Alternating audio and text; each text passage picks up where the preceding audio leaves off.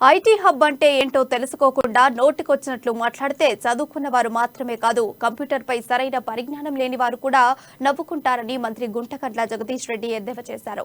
నల్గొండ జిల్లా కేంద్రంలో నిర్వహించిన పట్టణ ప్రగతి వేడుకల్లో మంత్రి పాల్గొని మాట్లాడారు.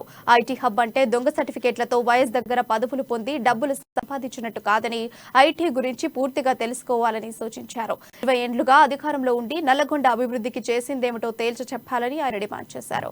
కాంగ్రెస్ నేతల పాదయాత్రలో త్రాగేది ముఖ్యమంత్రి కేసీఆర్ అందించిన మంచినీరని, కాంగ్రెస్ నాయకుల పొలాలకు ఇళ్లకు అందుతున్న విద్యుత్ ముఖ్యమంత్రి కేసీఆర్ సరఫరా చేసిందేనని చెప్పారు.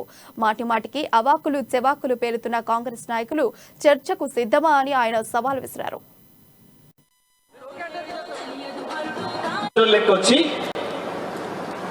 నోటుకొచ్చిన అబద్ధాలు వెళ్తున్నారు.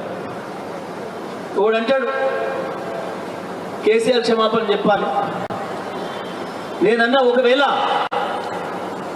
ఈ 9 ఏళ్లలో మేము అభివృద్ధి చేయలేదని భావించి మమ్మల్ని అడిగితే ఆ మాట తప్పకుండా మీరు నల్లగొండ క్లాత్ ఎవర్ సెంటర్ నుంచి మొదలుపెట్టి ఢిల్లీ దాకా ముక్కు నేలకు రాసి తీరాలి.